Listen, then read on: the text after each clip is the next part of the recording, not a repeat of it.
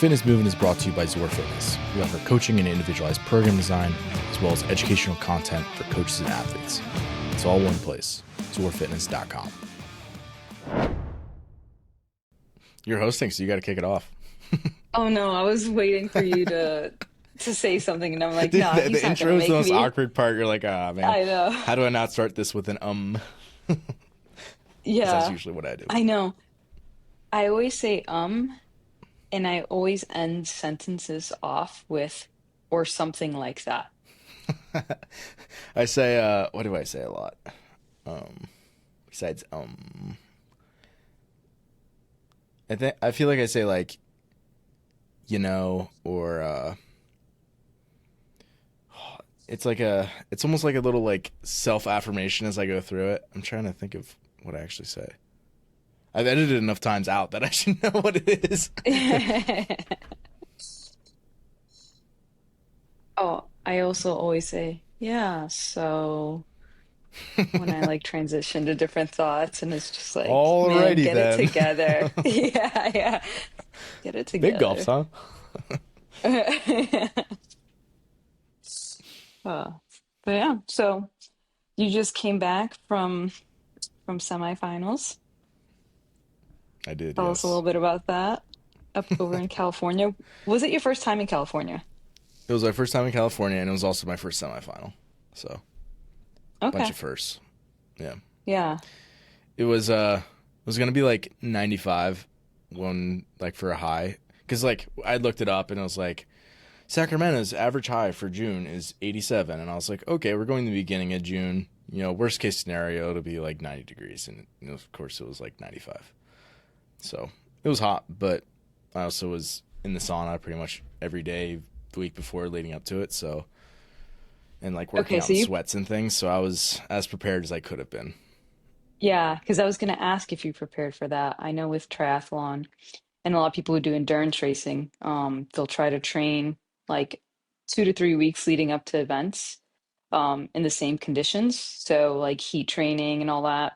Obviously, a lot of people are familiar with the altitude training, but I was curious if you did that just because obviously I'm assuming Pennsylvania is still pretty cold Yeah, and rainy out there May right here now. is always like so pleasant, right? Which like 95 is not. So it's like Yeah. generally, and yeah. So I would basically decided like you don't want to blunt your training. Where like if you do everything in like a super hot environment, you don't actually put as much energy into your like output as you could. So sometimes that can actually hinder your fitness over if you do that chronically. Uh, Hmm. but if you're like for me, I looked at like the 10-day forecast and saw it was gonna be 95. It's like okay, the hay's in the barn, as everyone says, right? Like the adaptation's already you've already gotten what you need to out of it. So now it's like now I need to prioritize the most important thing, which was like heat at that point. So Hmm. at that point, if I was working out in sweats or doing sauna where it was, at least acutely dehydrating me, it was like worth the trade off at that point. But like through May, I was just like, oh, yeah, I'm not going to turn on the fan in the gym. Like that was the extent of what I did. Yeah. And then it was like as I got closer, it was starting to add a little bit more stressors in. Yeah. Right. And like you're saying, you don't want to sacrifice the quality. So, like, if you're preparing for a race and it's going to be in California and you live, that's same situation as you, Yeah, because it could have Pennsylvania, been like and you, 82 degrees when I got there, and it would have been, as a high, and it would have made no difference on my performance. yeah. But yeah, Right. 95 when it's on top of like black mats and you're holding black implements is it's not good. It's hot. Right. Yeah. So, like, I know a few different methods people do too is like you said, sauna sessions, because that's obviously you're not performing, you just sit in a sauna and Yeah. get your body adapted to that.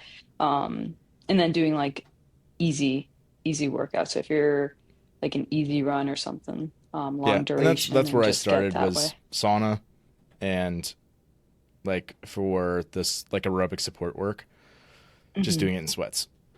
And then it's Yeah. just like again, if your zone 2 is paces are just slightly slower cuz you're a little bit more, you know, got a little bit more cardiac output pushed to the periphery, then it's like who cares?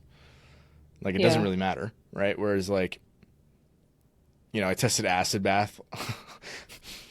So like a 500-meter ski, 500-meter row, 1,000-meter bike for time, like the worst workout you could possibly do. It's like I'm not wearing sweats for that because I want to be able to put every 1% I have into being as fast as I possibly can. Yeah. And I PR'd by 4 seconds, so there you go. If I was in sweats, There I you probably go. wouldn't have done that. So, but like that's the thing where like obviously I'm not gonna wear, like, you don't want to blunt your performance. Like that would be like a Hmm. performance setting. You don't want to do it. And I really held off doing it in CrossFit for almost the entire, like I only think I really did one like CrossFit session in sweats.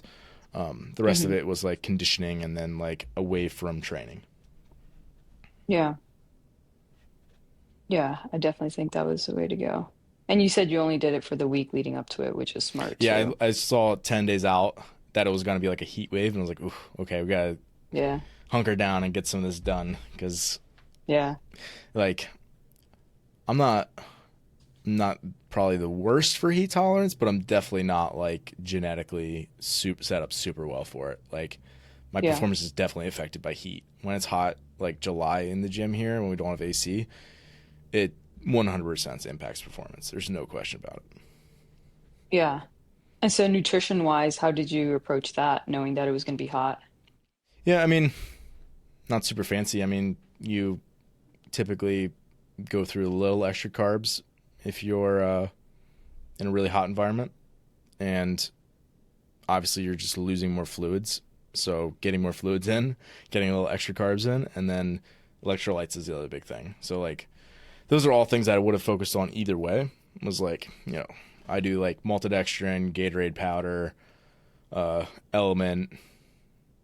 I even put like my creatine in for the day for a comp. Um, Beta alanine. That's that's almost like my normal mix. I just put a little bit more extra sugar in it, frankly. Yeah. Okay. So, and then I'm just drinking that pretty much the entire, like from like 90 minutes before my event until 90 minutes after the event.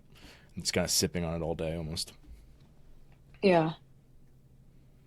When you were out there, did you, because I know obviously it's like a logistical nightmare, competitions are, right? Because you're focused on nutrition and Yeah. changing out shoes, all the stuff, you're carrying a ton of stuff. Did you go out there with anyone or were you on your own? Yeah, my Was parents Brooke went able to with go me. out? So this is the first one that Okay, Brooke your and the kids parents. didn't go with me. Which Oh honestly I man. probably won't do again because I literally Yeah. like, yeah, afterwards I was like I got done with the final and I was like, this is like literally the first event that I can ever remember doing where I was like, I don't really care what the outcome is. Like I literally Yeah. like almost never have that problem as an athlete. Like I'm just generally like willing to hurt and be motivated for whatever reason. Like that's like my normal orientation. But like Yeah. I was just like, yeah, I mean I was like middle of the pack. I was like, there's not really, I mean like the heats were like 25 people. Like I wasn't going to get bumped out of the top heat. Like I was just kind of like was where I was, and I also knew it wasn't going to be a great event for me, and I was just kind of like flat going into it, which was weird. And I think a big part of that was like, if Jax is standing there watching me, I don't feel that way. I know that. Um, Yeah. so that was tough, and I probably won't do it again. Yeah. Yeah. You got to bring them next time. Yeah, but I mean, I think for where they're at, I mean, there's the reason we did it was because you know Gray's just turning 1. It's like it's Mm. actually a lot easier to take like a 3-4 month old on a plane than a 1 year old because he just wants to crawl around at this point. Yeah. So it wouldn't have been great for him, but like yeah, I definitely missed them a lot. So it was tough. Yeah. Yeah. Yeah. I can't imagine because I've like every time you've been on like a bigger stage, in a CrossFit competition, every time I see pictures, it's like they're always there. Yeah, and I think part of So it I just too was imagine it plays a huge role. yeah, and the other thing too is like the I guess they couldn't get like the internet working out there, and they were supposed to live stream it. So I was like, one of like my things leading up to it was like my big incentive was I didn't expect heats of 25. I expected maybe 15 at tops, like 10 or 15. Hmm. So they were probably running like 4 to 5 heats. So I was like, okay, maybe they stream the top two. It just turned out there were heats at 25 and they could stream the top two. So it was everyone. And then it was like they couldn't even really stream it because they didn't have the internet working. So it was like that one of my big points of like motivation going into it was like get in the top two heats so that they can see you. And it was like that was kind of taken away right off the bat. So it was like one of those things where it's like, I don't think I really consciously thought about it a lot, but it definitely like it was a bummer. Like I wanted them to be able to see me. Yeah. Yeah, Yeah. And you said there was only two heats? yeah, 25 They're lanes. just two So big heats. 50 males, 50 female, and elite, and it was just yeah they you know 25 lanes. So it God. actually quite a few people dropped out throughout the event. I think mainly from tears their hands because everything was so From hot. The bars were I was gonna black and the knurling was aggressive. You can probably still see it. oh yeah. It doesn't want to Oh focus on my God. hand.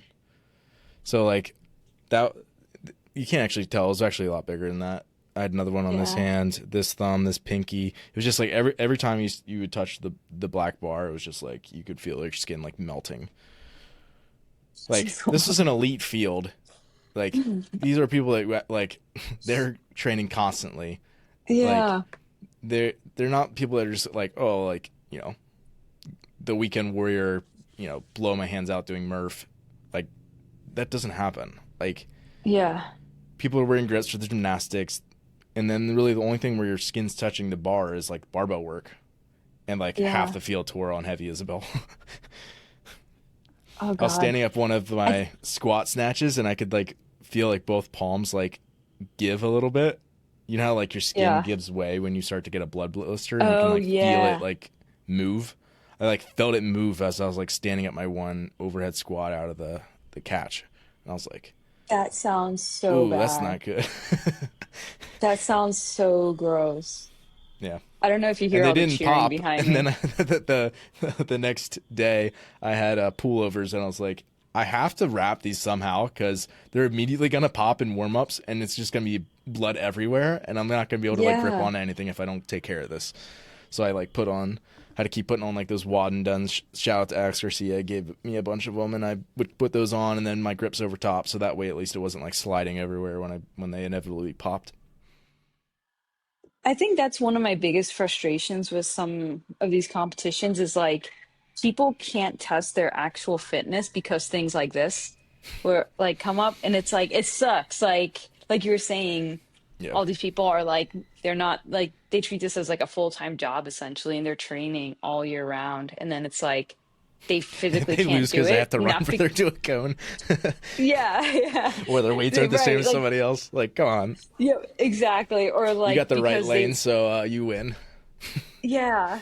Or like they're on the verge of like contracting some type of like infectious bacterial Yeah, disease yeah. from the barbell because their skin is cut open. Like it's just wild. So Alex Garcia was in the RX division, who I coach, and he's out of San Francisco, so it was a manageable drive for him. And anyway, it was he didn't wear grips for the ring muscle up, which was our first event, even though it was technically event two.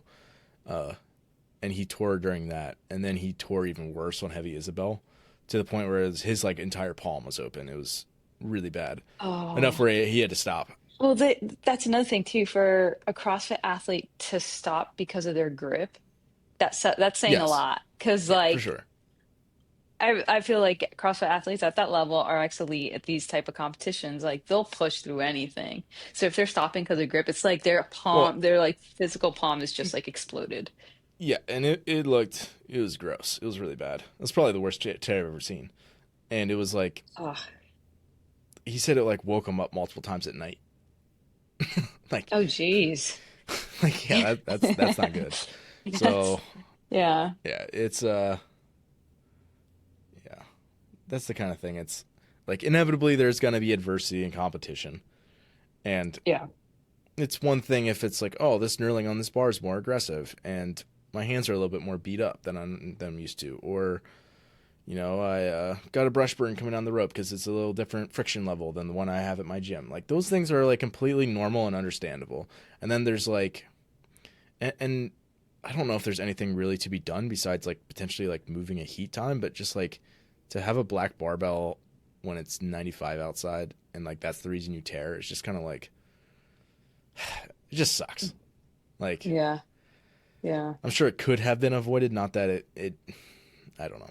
That's one of the few things where it's like it was just sort of almost circumstance, and I was like, yeah, I kind of understand that you don't want to rearrange the entire day just so that because there's nothing really to do about it besides just like wait several hours, and that's not really an option. So Yeah. that just kind of sucked. Yeah. Man, I hate it. I hate it. People can't like complete competition, not because not because of Not because like of their their fitness performance. level. Yeah. Yeah. Yeah. Well, I feel like a lot of withdrawals, if it's not just like someone's like feeling off or ill for some reason, it's usually like a stupid injury. Like injuries don't usually Yeah. happen because someone like catches a clean wrong and like messes up their wrist. Like that doesn't happen usually. It's like they're jumping over in this thing and they twisted their ankle, or Yeah. they were they're I don't know, they're pushing this thing and the thumb got caught in this weird apparatus that like isn't normally there. Like those kind of random things. It's like for me, I like the month before I messed up my finger. And it wasn't in training. It was well, it wasn't training, but it wasn't like related to training. It was putting a dumbbell back in a rack and smashed my finger. I was like, it's so dumb. Like that's the stuff where it's like you're not as like focused on like what you're normally like. I'm not focused super hard on when I'm putting the dumbbell back in the rack like I am for a squat clean at 80% or something. Yeah. I think I had this debate with someone one time where we were talking about how at the games it's like they're finding the fittest, right? And I made the same comment where I'm like, man, it sucks that they got injured because now it's like they could have gone far and, Yeah. they could have, been very competitive and maybe potentially have won, and we won't know that. And their perspective was, yeah, but to be the fittest, you also have to be, your body has to be able to handle all the stressors because that's a part of fitness, right? Are you able to handle all this loading? Can your body like withstand all that? But like you were saying, a lot of those injuries aren't related Yeah. to if they can handle it. It's like some Right. stupid Right. It movement that just like they like twist their ankle or whatever. yeah, it's freak stuff that is preventable Yeah. for the most part, right? Like obviously there's things or even like preventable through program design would maybe be a better way to think about it. Like okay, like what's a good example of this? Like okay, if like Roman broke his foot going over like a log at one of the games. And this didn't happen. Let's say they were like throwing a sandbag over it and he jumps over and lands on the sandbag and that's how he breaks his foot. Like, okay, this is preventable by you have to put your sandbag over on this area. There's like a little line here and now you jump over on this area. It's like because now you Hmm. don't risk the athlete jumping onto the bag and twisting their ankle or something, right? It's like there's little things like that where I'm trying to think of another good example. Like rather than yeah, like a run course. Like do Mm. you make them run like off pavement? Like there's inherently more risk if you make them run through a trail run like they did at Aromas versus, a gravel trail. Hmm. Like very different. Yeah. So I think some of that's okay, but I think it's like organizers get in trouble when they don't think through all of the possibilities of things that like how can we minimize some of this to keep the athletes safe because like nobody wants to Yeah. see somebody withdraw. Like it's one thing if okay, yeah, somebody went to squat snatch, they buckled their elbow and they dropped the bar on their head. Like that's their fault, right? They're pushing their own limits. Yeah. Sometimes you break things.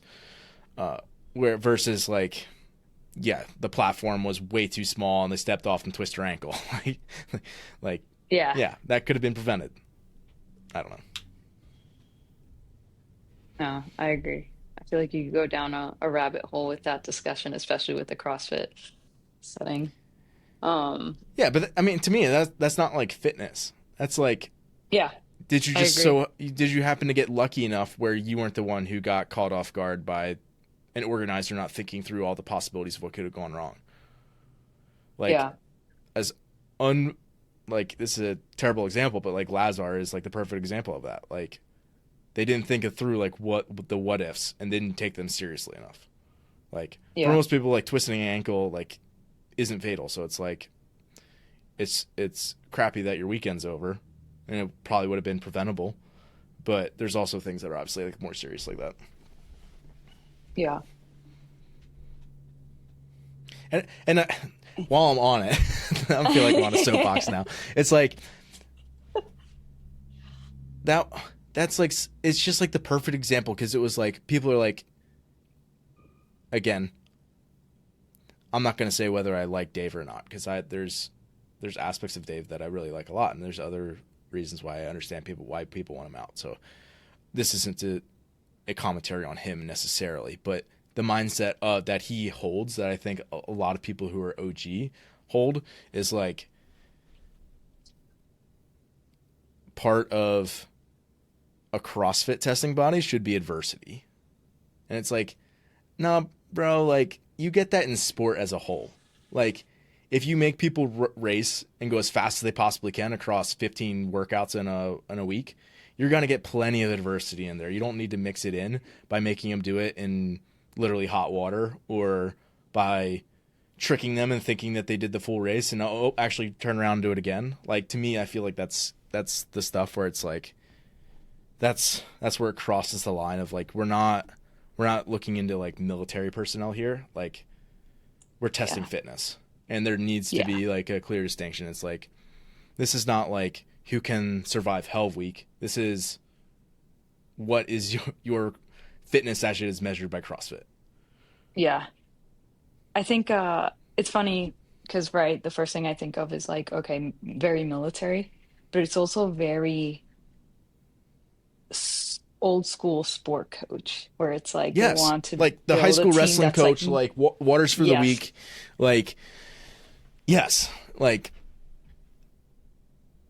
I'm gonna what are we going make after here? my, yeah, like I'm gonna make my sprint group go run a 10K because it builds mental resilience. Yes, No, it's yes. like Yep. they're sprinters. Come on, like, yeah, Literally. That's the perfect example of that too. Like, so many people, it's like you're in a sport where you have to work the most, like 8 seconds at a time.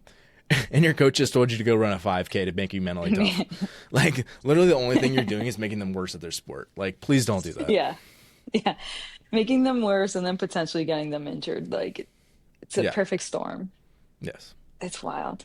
And then like another thing too is you were mentioning that the competition was so hot and all these things. Like I'm thinking worst case scenario, and I'm thinking of, and I'm using myself as an example because like I know I have, and I've mentioned this to you, I have sickle cell, right? And one of the Mm. things is sickle cells, like there's like if you're training in a, they don't know if people who have those sickle cell attacks when they're exercising, if it's due to intensity, heat, or lack of water. So either dehydration, heat, or too high of an intensity, right? And a lot of Yep. people don't know that they have this disease. So let's say they go into CrossFit that is super high intensity, right? And then you're doing it in the heat where you're dehydrated. Like it's a Yep. perfect mixture for someone to like have a fatal attack. Yeah. And it's just insane. It's like, again, the perfect storm for something bad to happen. Yeah. And that's what I mean by like, naturally, like when you have people compete, like in a normal CrossFit competition, if there's like 7 events, you're going to get to probably like max heart rate in like 6 out of the 7, because the 7th one was like a Right. max clean, right? And you didn't get there, Yeah. or like a ladder or something, right? And then all the other ones, it's like, unless for some reason you were limited by skill, it's like just your willingness to hurt and Yeah. go as max effort. So it's like, if you do that 6 times in 3 days, like, okay, there's plenty of things that you can do that are just going to test someone's grit and willpower and like desire to hurt. Like, Yeah. you don't need to add on top of it. Exactly. People can Yeah. disagree with us in the comments if they want, but we're right. Yeah. Again, I think it just comes down to Right. like what are you doing? Like for like the, high school coach, they think they're making their athletes tough or building character, whatever they think to like, it's like, is that what you want? Or do you want them to be good at their sport? Because there's other ways that you can build their character. It doesn't have to be doing a 5K run. Like, there's other ways to achieve that. It's like, if you were to test a fitness, let's test their fitness and not like their durability and tolerance to, like last minute adaptability based on like random changes. Yeah, right. Or They're luck of the just, draw based on like what line they take if they're going to crash their bike or not. yeah. We have obviously most schools who have a football team, they have like stadiums. So like one of the big things Yes. here is stadium runs, baby. Everyone comes Oh, back with jeez. shin splints and like fucked up knees and ankles and all this stuff. And it's like they do it like preseason, like 1 week Yeah, they're out from the like, start of the season. we have Like 3 days and we really only needed to do, a conditioning thing in the morning and now this, sports specific thing in the afternoon. But we have a third session. We don't have to, stadium sprints. Here we go. or they'll do it like right after off season, like athletes haven't been training or at like I haven't been training or been training at very minimal loads, and so they come back to like stadium runs the first day. And Yeah, it's like, oh, I just know it's not gonna end well. never. Yeah, man. So yeah, so now that's so semifinals, check. What's next? Yeah. I'll compete in Metcon Rush, which is a Okay. competition in Maryland, just south of the PA border.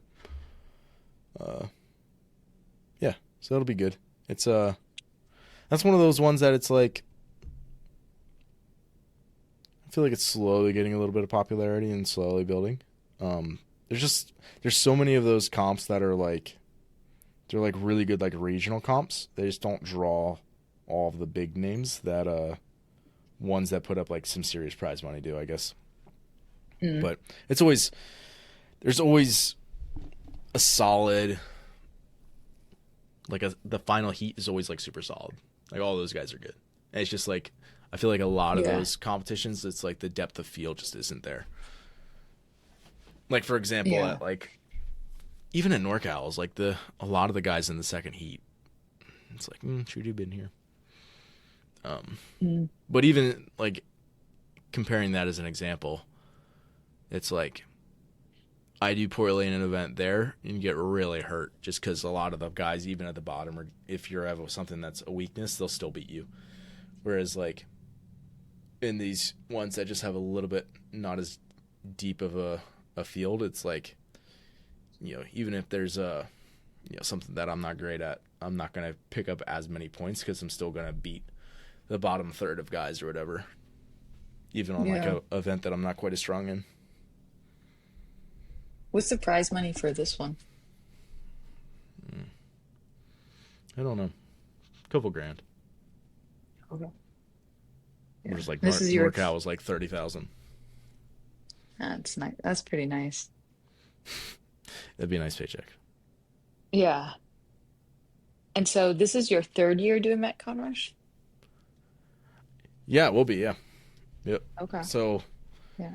really, really, that was like the year I won it was like the first like actually like serious competition I did, like beyond like local stuff.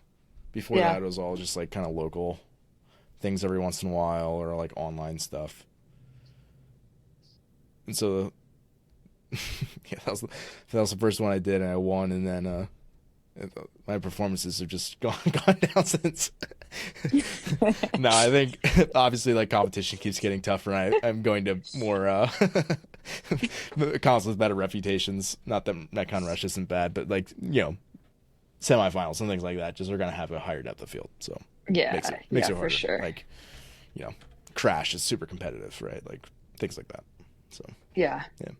Because it's right after semis. Are you trying to peak for this too, or is it more like a recreational thing for you right now? No, I'll treat it serious. I just Okay. I really have a hard time like signing up for a competition and not taking it seriously. Like if I'm gonna drag my family out there Yeah. or like buy a plane ticket to go somewhere, it's like, Yeah. man, let's be ready for it. Yeah, for sure. I think I that's don't the know. right way I to feel do it like too. I feel like the only I feel like that's very hard for me to do in person. I think the only way I could really do that is if it was like a partner thing or team based. Then it's like it wouldn't be like a direct reflection of my fitness in that case. So it makes it a little bit easier to like not be, still be prepared, but like not be so like dog eat dog the whole time and like really feel like Yeah. like when you're at an individual competition, it's like very clear, like you're head to head. So it's like you know where Yeah. you're at. So that just makes it tough. I feel like the online format, maybe I can get away with that a little bit easier. Like, okay, I'm not in great shape, but let's do this qualifier and see where I land on it. And that'll help me decide Hmm. like what my future holds in terms of in-person qualifying events, or in-person events. And then again, just because it's like, it's just a little bit different when you're on the floor racing people. And I don't really feel like putting myself in that situation if I'm not in like great shape is like a great move.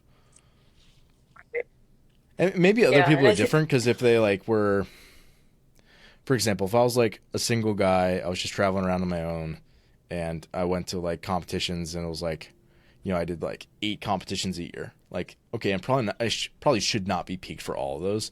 Probably would make sense for me to go in and just like treat a couple of them as tune-up ones, or at least just like not put as much emphasis on it with like a full taper and everything. But if I'm doing like 4 competitions a year, I gotta be ready for them all in my mind. yeah, yeah, for sure.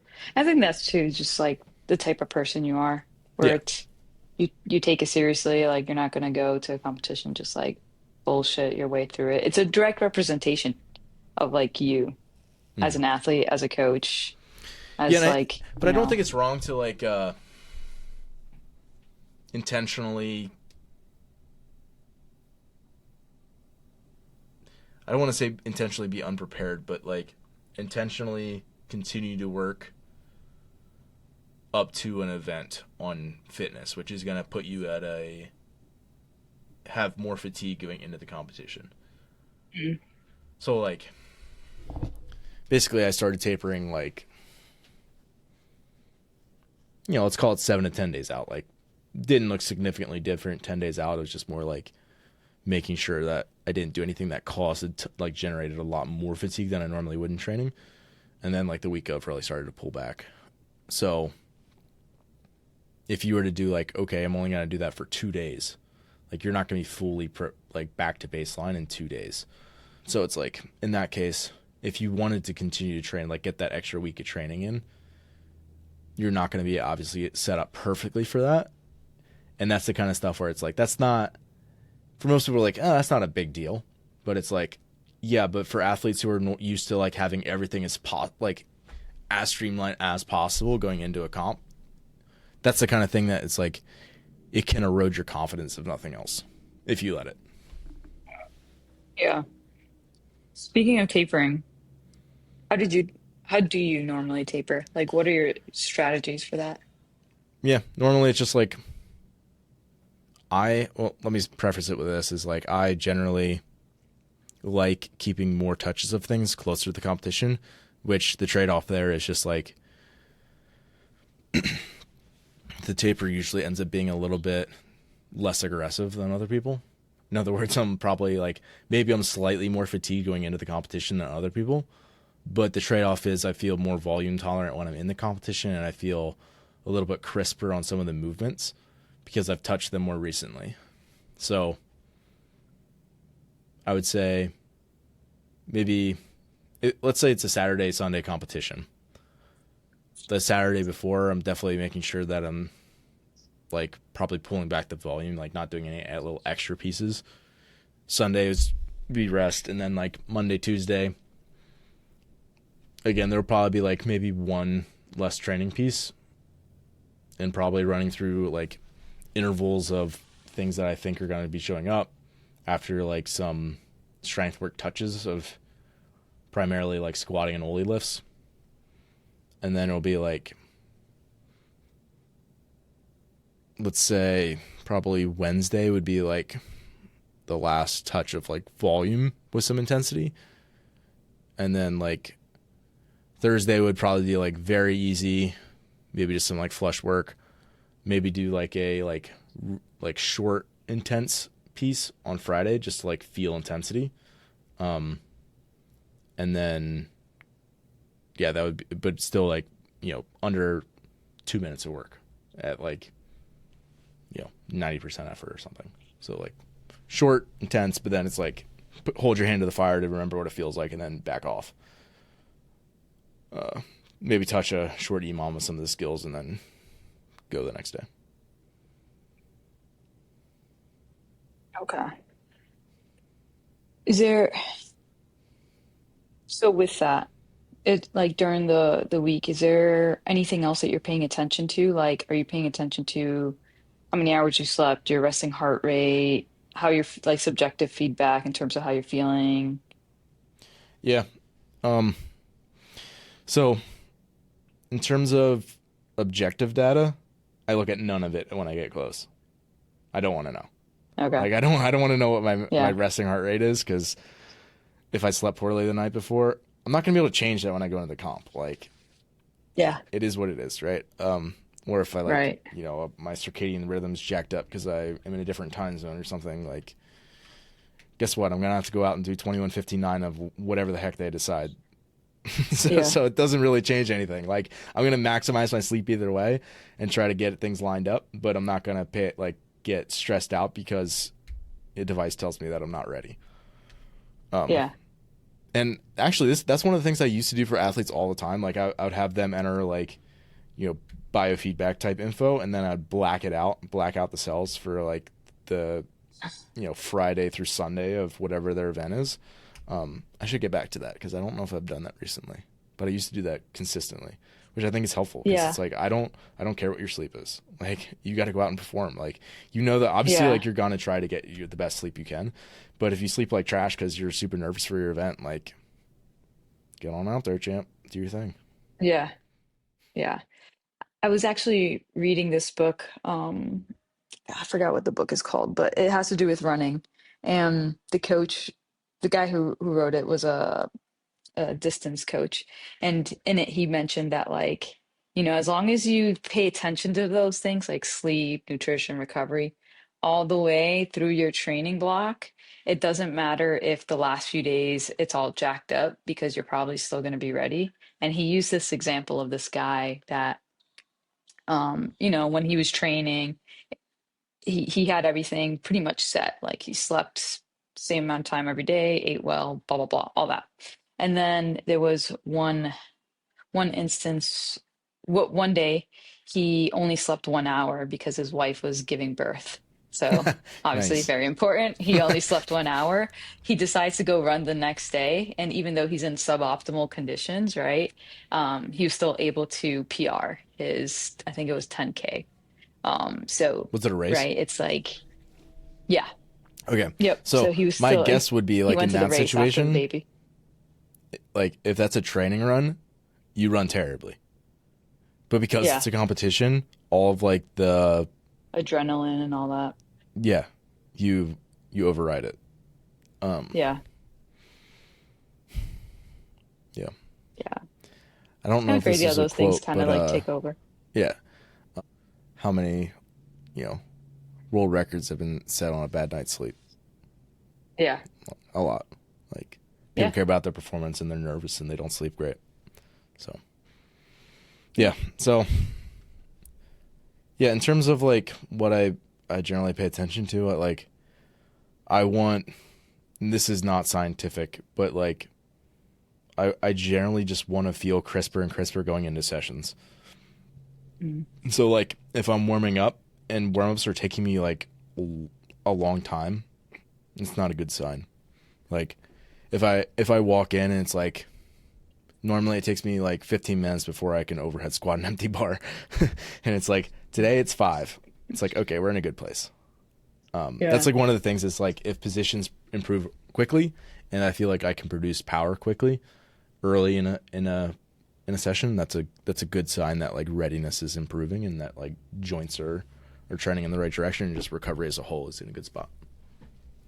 yeah, That's something yeah. that That's a good point. it's I think that was Max Aeta who said that.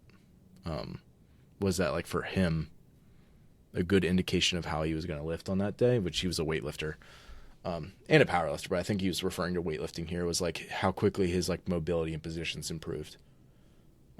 So like, and that's been something that I kind of never forgot when he said that. And, because I think it was very relatable to me. And that's one of the things I use a lot is like, if I'm going to squat and like, I can do a very abbreviated warm up and I feel like I can start to build.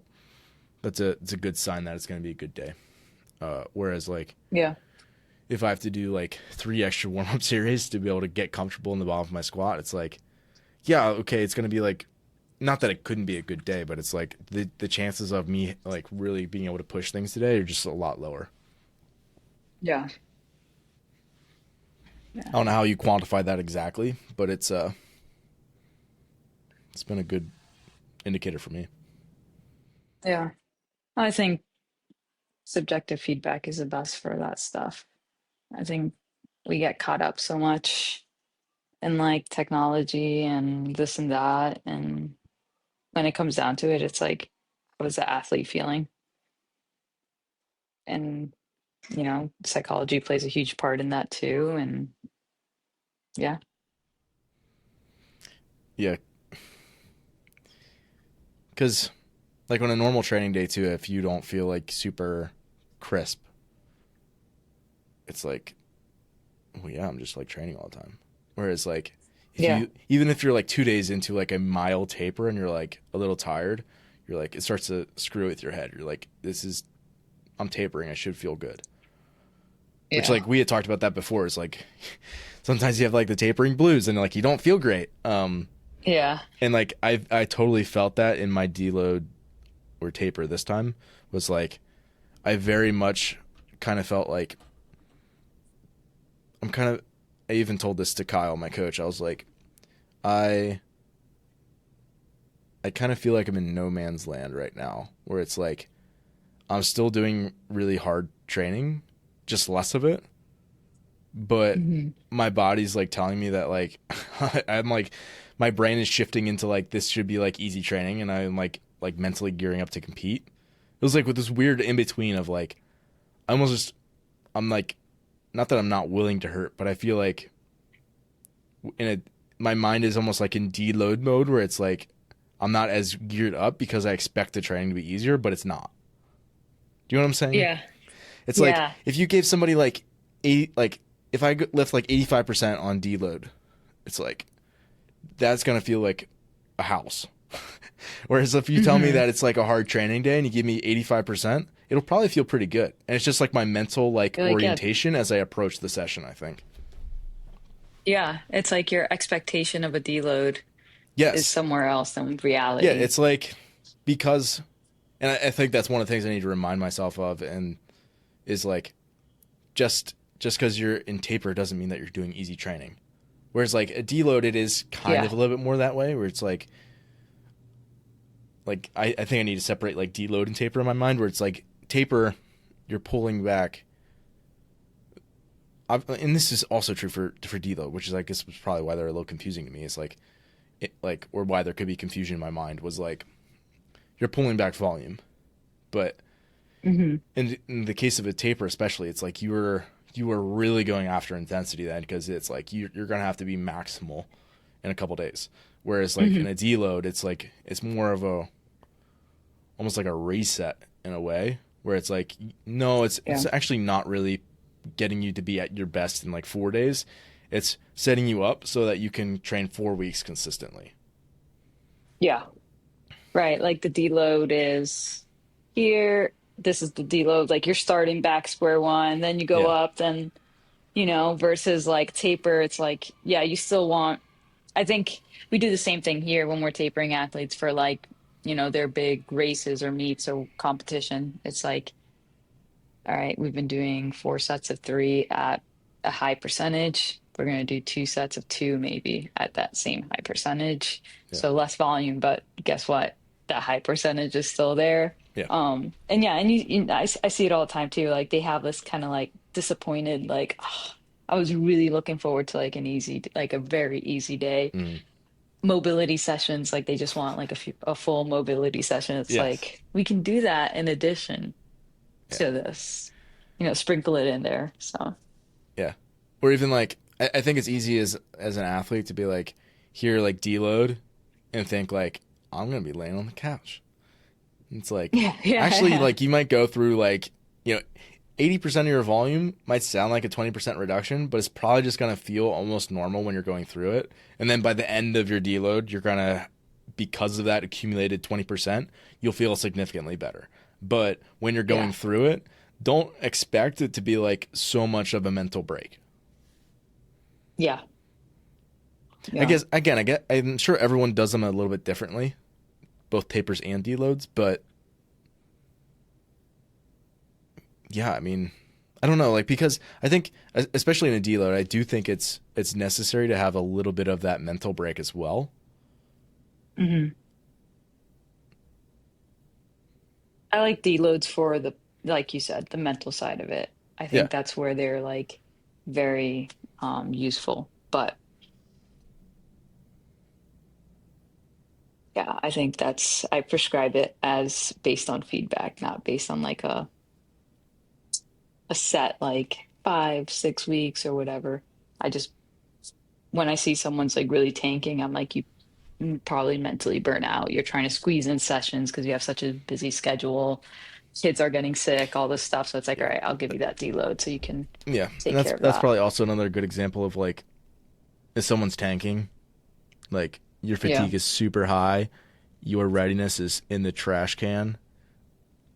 Yeah. All right, bro, go take tomorrow off, go to a park and lay Yeah. in the sun, like Like do nothing. yes, literally. Whereas like a planned deload, which I've been just I've been doing like sometimes I have planned deloads, but then other times I'll just be like, this is the first week of the cycle. We're just gonna like I'd like to start at 4 sets and everything. We're just gonna start at 3, and it'll be essentially a Hmm. deload. And I've done a lot more of that in the last like year. But yeah, I feel Yeah. like a planned deload. It's like we're staying ahead of your fatigue, so you're still gonna train through it, and we're gonna make sure that like mentally, hopefully, we're staying pretty in a good place, and physically, like you should be in a good state of readiness by the time you exit this.